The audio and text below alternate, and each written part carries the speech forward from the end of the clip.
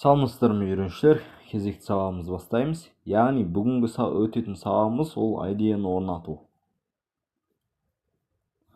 Идеядан қарасақ, бізде әдетте үнемі кездесетін үш операциялық жүйелер бар. Олар мысалға Windows, macOS, Linux сияқтылар.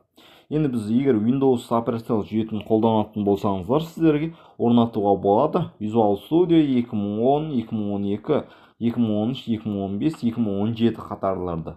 Немесе DevSys, CodeBlocks, CLine. Енді бұл жерде мен айтар едім, бұл жерде Visual Studio'ның платный бар, тегіндері бар.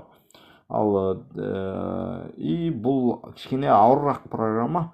Алғашқы үйренушілер үшін мүмкіндігінше бұны енді кейінірек қолданған дұрыс. Ең мүмкіндігінше сіздерді қателік аз болу үшін сіздерге мүмкіндігінше DevSys қолданған ең ыңғайлы, немесе CodeBlocks'ты.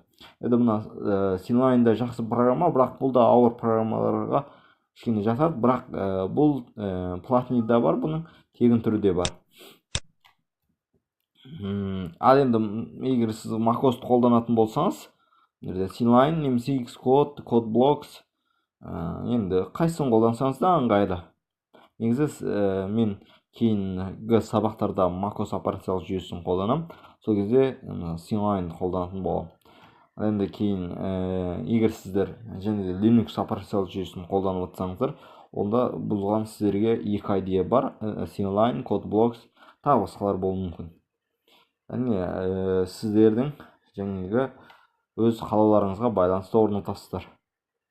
Әне біздің тараптан ұсыныс болады DevSys-ті қолдануға. Себебі бұның орнату өте қарапайым болады, қателіктер өте аз болады. Негізі қателік болмау керек, өйткені қателік негізі менше ешқандай жағдайда кездеспеген, өйткені өте жеңіл программа. Ал оның үстіне жадыдан алатын орны да аз болады. Және өте жеңіл жұмыс жасайды. Қарапайым болады. Яғни біз STL-ге дейінгі тақырыптардың барлығын үйреніп болғанша, мүмкіндігінше осыны DevSys-та қолдануға ұсыныс берер едік. Енді біз соны нақты көрейік.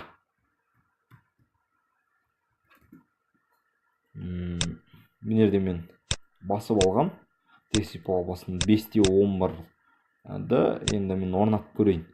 Сіздерге көрсетіп орнатайын. Мынаны да дейсіздер.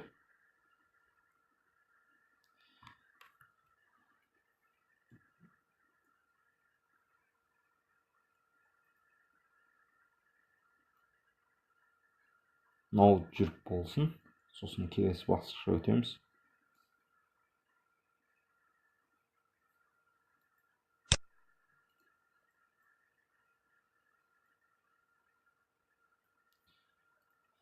Ағылшын тіліне таңдай салайын. Бұл бізге барлығымызға ыңғайлы болады.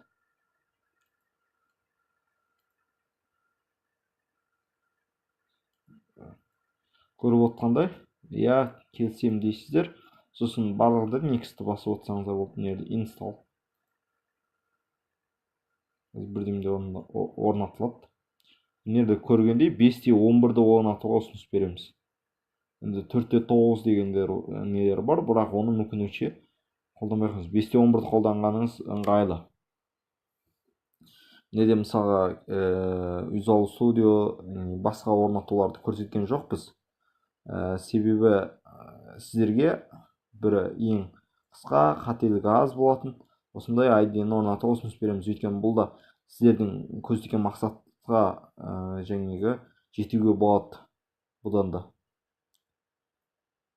Бірақ кейін класстарды үйреніп, одан кейін STL-ді үйреніп, негіздік бөлімдердің барлығын біліп болғаннан кейін сіздерге басқа идеяны қолдануға әрине ұсыныс береміз. CLine немесе Visual Studio де сияқты мықты идеяларды қолдануға. Қазірше сіздер бастапқы үйренушілер үшін кішкене проблема болып жатса, онда ыңғайсыз болады оны шешу.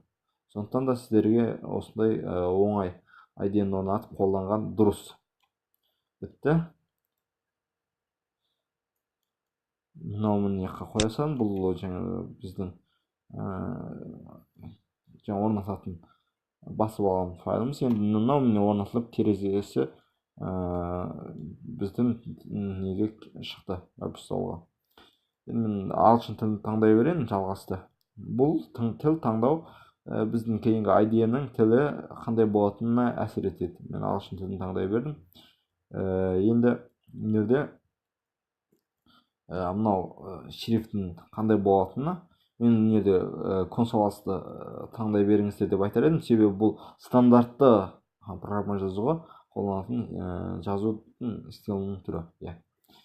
Енді мына екінші терезе бұл сіздерге мүмкіндік береді. Ары қарай мына артын фондың қандай түске енгізуге, мысалға мынандай қара түс немесе тіптен қара түс деген сияқты.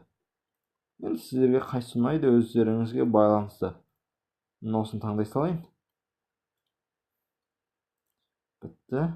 Біз орнатылып болды. Енді бұны қалай қолданылады? Немесе мынеден жаңа файл ашсаңыздар да болады. Ctrl-ны бассақ, немесе бірден бір қарасақ, бірден Ctrl-ны бассақ та жаңа файл ашады. Немесе мынаны бассаңыздар да бірден жаңа файл ашады. Не деп тұр мынерде? Сосын міне source файл. Міне үшеуінде де жаңа бет ашады, мүмкіндік бар. Біз қарасақ жазу кішкене сияқты. Біз оны мына жерден настройка ете аламыз. Қайдан дегенде мынаны басасыздар, содан кейінгі үшіншісі. Сосын мына жерде тұр. Жазуды неде сіздер жалғасты шрифтін өзгерте аласыздар, немесе жазуды үлкейте аласыздар. Мен 16-ға қояйын, өйткені 16 ыңғайлы болады. Сіздерге де, маған да, көргенге. Енді мен мысалы ең алғашқы программаны жазып көрейін. Мына жерде біз Ctrl-мен W-ді бассақ, мысалы, сосын бұл бетті жой жер алады. Мысалы міне бастым, жой жерді бастым, міне бір-ақ бет қалды жаңадан ашылған. Енді осы бетке жазайын. Менде қазір қазақша екен.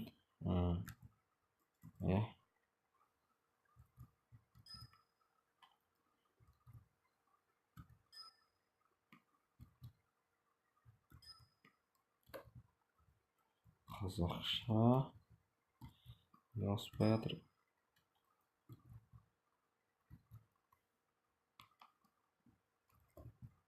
Ауысты. Енді жазайын.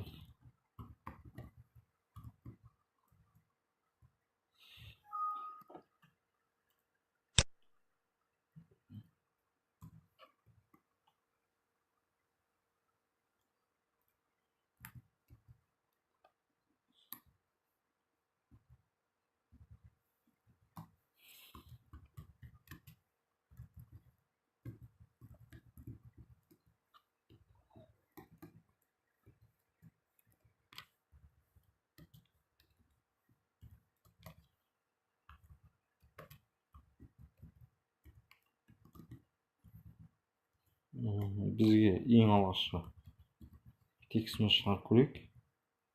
Яғни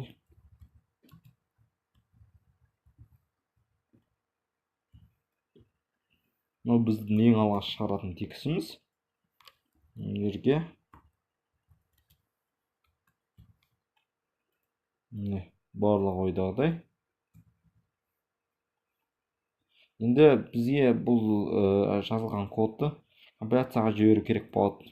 Онда жаңағы қалай жібереміз? Бірінші жол сіздерге көрсететін мына жерде тестілеу бар. Мына жерде оны арқай жіберу бар. Яғни мына дұрыс жазылсын екен, ең алдымен тестілеу алып, одан кейін жіберуге болады. Бірақ тестілеуден бұрын әрине алдымен мынаны файлды жазғанымыз сақтап алу керекпіз. Мысалы мынаны бір не деп сақтасаң, немесе бір деп сақтай салайын.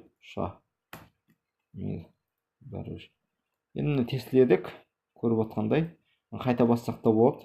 Тестіледік. Мынаны кішкене көтерейін. Көріп отқандай мына жерде қателік жоқ, 0. ескертуде 0. Мынада қатысты мәліметтер шықты. Енді ары қарай жұмыс жасатқыш жіберуге болады. Міне көріп отқандай, ең алғашқы программамыз жазылды. Яғни жаңа текст шықты. Ойлаған текстіміз шықты. Енді сіздер мынаны басқа да жолмен тестілеуге болады. Мысалға көретін болсақ, мына жердегі бірден тестілеумен жаңағы компиляцияға жіберуді бірден орындайды. Мынаны бассақ, яғни бірден тестілейді, әрі компиляцияға жібереді ретімен. Бұл да көріп отырсыздар, жаңағы ойлаған мақсатымызға жеткізеді. Немесе ең жақсы оңай тәсіл бар, ол F11-ді басу. F11-ді басу. Бұлай да болады, бұлай да жаңағы мақсатқа жетеміз. Бәрі дұрыс. Көріп отырсыздар, орнату бірден қарапайым болады.